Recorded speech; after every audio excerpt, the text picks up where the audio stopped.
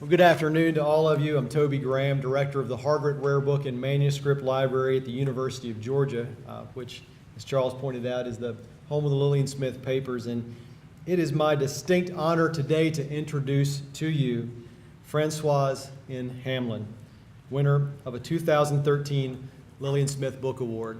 Dr. Hamlin is the Hans Rothfels Assistant Professor of History and Africana Studies at Brown University.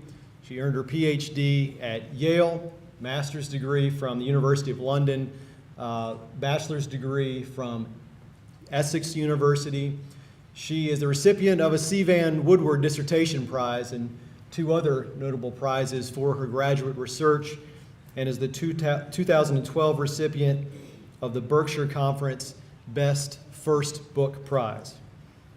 Dr. Hamlin's book is titled Crossroads at Clarksdale, with the subtitle, The Black Freedom Struggle in the Mississippi Delta After World War II. And she begins her introduction with a quote from civil rights leader Aaron Henry. He said in 1963, "Ours is one hell of a story, but freedom is worth every adversity." And Dr. Hamlin tells Henry's story, alongside that one, that of a very different kind of activist. Vera Mae Piggy's work as a beautician gave her both the economic independence and the opportunity to organize. Two kinds of work were occurring, Dr. Hamlin writes, the work of creating beauty and the work of creating a movement. Dr. Hamlin weaves together themes of race, gender, and class that flow through a compelling and illuminating narrative. She concludes her book with a personal and very moving epilogue that brings Clarksdale's history up to the present. Crossroads at Clarksdale is excellent scholarship. It's important work, but it's also beautifully written and really a great read, and I recommend it to all of you. Dr. Hamlin, it is my pleasure to present to you the Lillian Smith Book Award.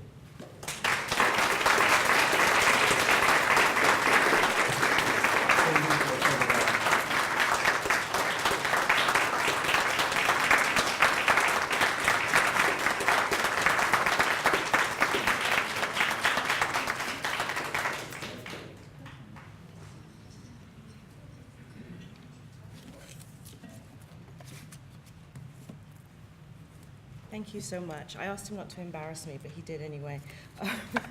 I am very, very, very honored to be here, and particularly for this award, and I'll make clear what I mean about that.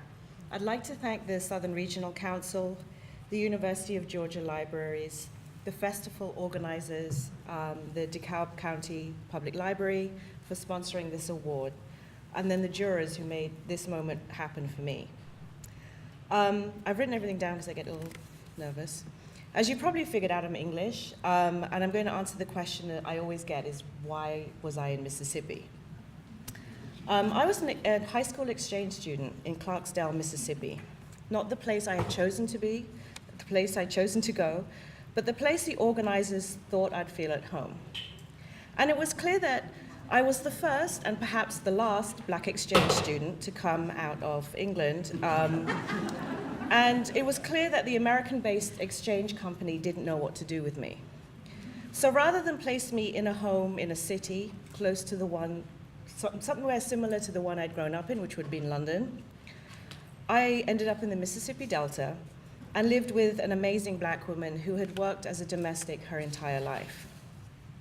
That experience changed my life. I had forfeited a guaranteed spot to read law at the University of London upon my return, and I studied US studies in an effort to understand what I had seen, what I had experienced, and what I felt.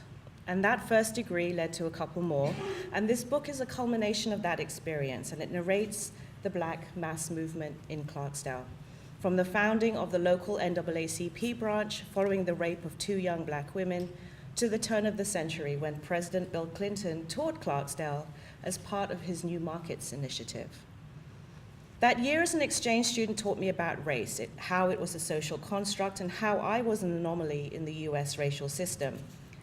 I also realized that the history taught in the schools didn't reflect the history I knew to be true just by living there, and from the US history I had learned in the British classroom. Furthermore, my peers had no clue about the activities of the people in their own community. No sense of outrage existed in what I could see then as inequality in opportunities. Lee Academy, the school created soon after the public schools desegregated in 1970, was literally up the road, and we would pass it every day on the school bus. And I seemed to be the only one kind of horrified by the irony. We had to take Mississippi history, and I think it was a requirement for all seniors, and I remember my confusion at the insufficient treatment of slavery, particularly that the slave labor had cleared the Delta land on which the county occupied. Rather than focusing on the founding of Coahoma County, had pretty much stayed with the white families. And as the history moved into the 20th century, the Civil Rights Movement unit focused, albeit too briefly for my liking, on Dr. Martin Luther King. And the students, including myself until my own research later, had no clue that a vibrant movement happened in Clarksdale. And at that time, all the organizers were still alive. In fact, Dr. King came to Clarksdale only a handful of times during his activist career, and he never stayed overnight. None of it sat well with me, even then when I really didn't know very much. I always felt uncomfortable with the over-attention I received from the teachers and even the local press, but at the same time, I really fell in love with the place. Mississippi is a beautiful state with all its ugly scars and wounds that still fester, and I love it so much that I now take students there every spring break so that they can share, and I can share with them what I learned about the US in Mississippi, and then guide them through their own self-discovery. Mississippi transformed me, and for that I'm forever grateful, even though every now and then I think about my life as a barrister in London, but that's a whole other conversation. This project on the civil rights movement kind of snuck up on me. The experience during my exchange year made me want to learn more about race in the US, but I thought I was done with Mississippi. It was only in graduate school that an oral history project brought me back to the Delta. It was only then that I start reading more about the movement in Clarksdale in Mississippi, and realized that actually very little existed about Clarksdale, and that the local story varied from the SNCC-centered narratives I had read. In the late 1990s, there was already a huge amount of movement scholarship, so as a graduate student, I was very hesitant to add more.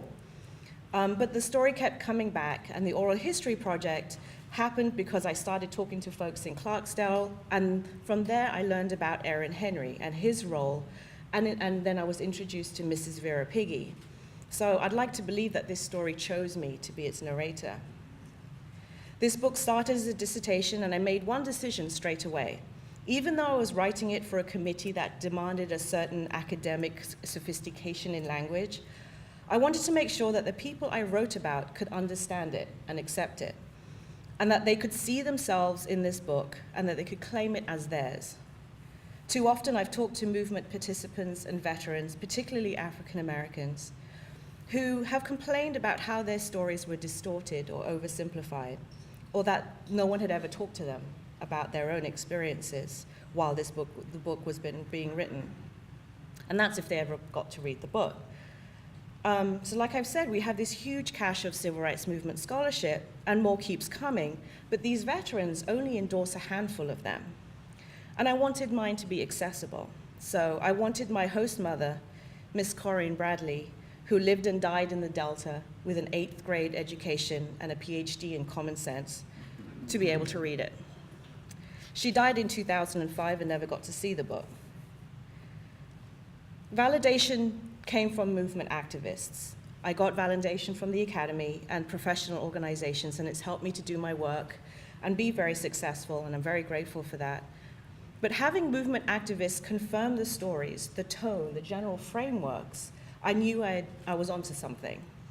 Mrs. Vera Piggy's daughter is a principal character in the Clarksdale story, and she's very reluctant to relive that past, yet she read the entire manuscript and called me when she was finished, told me to sit down. She's a lot like her mother, very bossy. and read to me her scripted response about how much the research meant to her. And we were both crying at the end of that.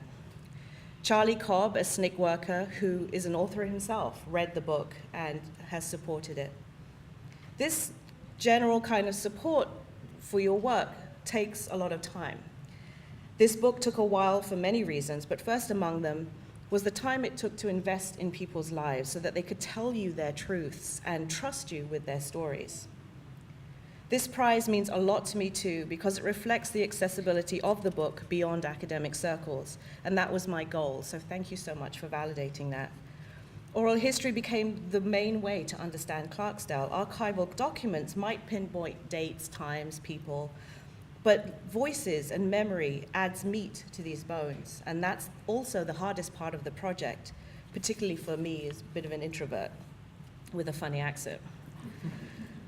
These voices complicate movement history. They sometimes contradict long-held notions, like the notion that African Americans desired the integration of schools, when in reality they desired equal funding, equal resources, equal respect, and representation in decision-making school boards.